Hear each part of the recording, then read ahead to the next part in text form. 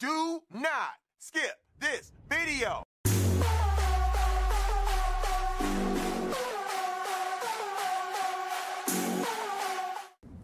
Salut à tous, je suis Pharrell22 de la team The Frangeville. Donc nous nous retrouvons pour la troisième partie du caveau de verre, les oracles. Donc vous voyez qu'on se sépare en plusieurs groupes. Donc il y en a deux qui se placent à ma gauche, deux qui se placent à droite. Moi je vais me placer à ma gauche, donc on sera trois.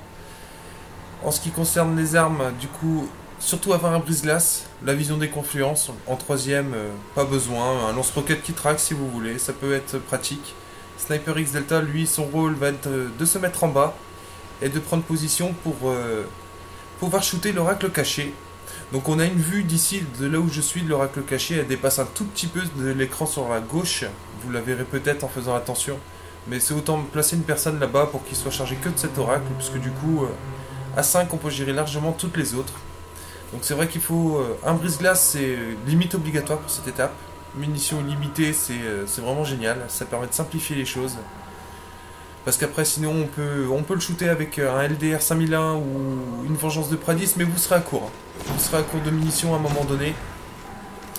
Donc si vous n'avez pas de brise-glace, mettez donc, ce que je vous ai dit en sniper ou une vision des confluences. Un éclaireur au moins.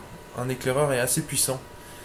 Parce que les oracles en niveau 30 sont assez compliqués à détruire. Donc là on voit Abdel qui est en train de prendre position, Sniper X Delta qui est en train de prendre position pour tuer l'oracle caché. Voilà, il est en place. Et maintenant il suffit simplement de détruire les oracles qui spawnent devant vous. Donc il n'y a rien de très compliqué non plus dans cette étape, c'est juste très long. C'est une étape très longue et pas forcément très intéressante. Mais bon, faut bien la faire. A savoir aussi qu'il y a 7 vagues d'oracles à détruire. Donc 7 et qu'il y a des moyens de repères pour savoir à quelle vague on est arrivé. Moi par exemple j'ai retenu qu'à la 5ème vague, la dernière oracle c'est celle du milieu. Donc comme ça me permet de savoir que il reste 2 vagues et qu'ensuite je pourrai changer mes armes. Parce qu'à la fin de la 7ème vous allez voir je vais changer mes armes pour pouvoir récupérer les munitions de Galaron. Puisqu'à la fin de chaque étape, maintenant on peut récupérer des munitions, que ce soit des munitions principales, vertes ou violettes. Donc c'est toujours intéressant de récupérer des munitions lourdes gratuitement. Quand Xur ne rapportait plus les munitions lourdes pendant 1 mois et demi, je peux vous dire qu'il fallait pas oublier de mettre son Galaron, sinon on était bien embêtés. Donc voilà, donc là on vient de faire la fin de la deuxième vague, on va attaquer la 3ème. Donc je suis en train de vous parler, je suis en train de faire la mise à jour là, qui vient de sortir aujourd'hui sur Destiny pour avoir le coffre qui s'agrandit, ne pas supprimer ses armes involontairement. Et en ce qui concerne le PVP, apparemment on pourrait récupérer des munitions sur la Vex d'entrée de jeu. Il y aurait plus comme depuis la dernière mise à jour, on avait moins de munitions avec la Vex, apparemment il n'y aurait plus ce problème là. Et sinon, d'après ce que j'ai entendu aussi, on aurait moins de coffres à munitions sur les maps depuis cette mise à jour. Donc j'ai pas été en PVP aujourd'hui, de toute façon j'ai pas fait la mise à jour, donc j'irai tout à l'heure. Et je vous ferai une vidéo sur les améliorations qu'ont apporté de la mise à jour.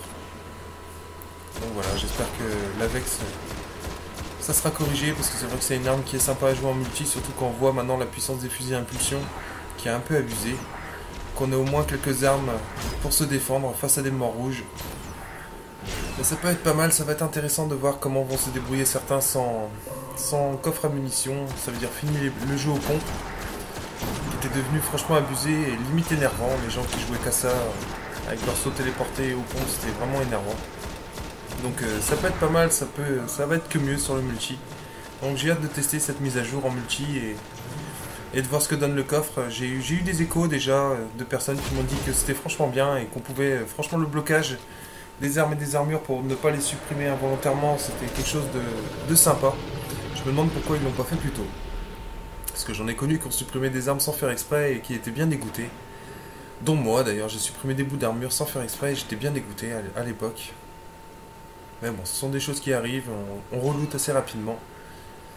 C'est pas très grave au final. C'était pas un Galaron, c'est sûr.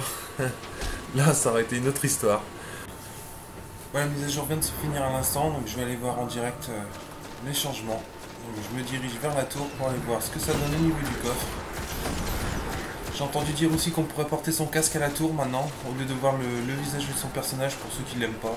Et ben on pourrait porter son casque préféré. Voilà. Donc, un petit ajout qui sert pas vraiment à grand chose, mais qui peut être sympa pour certaines personnes. Donc oui, c'est confirmé, hein, 36 casques pour les armes et 24 pour les armures et le général. Donc ça fait un plus grand coffre, c'est plus sympa. C'était inquiétant de penser que le nouveau DLC allait arriver, et vu le peu de place qu'il nous restait, de devoir faire avec le peu de casques qu'il nous avait donné à la base du jeu. Donc là c'est plus sympa, au moins pour le nouveau DLC on va être tranquille. On va pouvoir prendre des armes légendaires et exotiques tranquillement. D'ailleurs mon coffre est un peu vide du coup. Il va falloir que je m'en occupe. Je vois, tant que je suis à la tour, je vois qu'il y a déjà une personne qui a mis son casque à la tour, donc ouais, ça aussi ça se confirme. Par contre pour la suppression des armes, je vais aller voir ça tout de suite. Hop.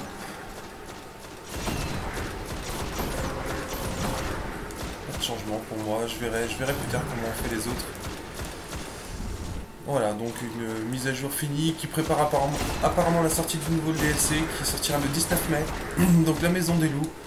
Je vais tenter d'avoir plus d'informations par rapport à tout ça, essayer de savoir les améliorations des armes légendaires qu'on pourra avoir au caveau, dans le prochain raid plutôt. Comme ils avaient fait pour Cropta, il y avait quelqu'un qui avait sorti les améliorations qu'on pouvait avoir sur toutes les armes du raid de Cropta. J'espère qu'ils vont faire la même et comme ça je pourrais vous en dire un petit peu plus. J'irai faire quelques recherches ce soir après avoir fini ma journée, donc j'ai pas encore fini mes raids et tout, enfin mes nuits noires et mes semaines sont faites, mais pas mes raids. Donc j'irai faire quelques recherches une fois ça fini. Parce qu'il faut que je me réentraîne à taper Cropta 33. Je me suis rendu compte que tout à l'heure on a essayé de le frapper à 2 et on n'a pas réussi, donc il faut que je me réentraîne. On verra ça plus tard. On ne devrait pas tarder à arriver à la fin de cette étape, car on a entamé la 7ème vague des oracles. Donc bientôt je vais aller dans mon menu pour changer mes armes. Voilà, on voit les dernières qui spawnent assez rapidement. Il faut être assez rapide. Et donc voilà, les oracles c'est fini. On va passer à la prochaine étape, le Templier.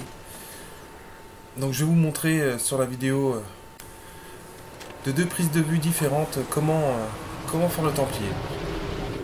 Donc j'espère que cette vidéo vous aura plu. Je vous dis à tout de suite pour la prochaine vidéo.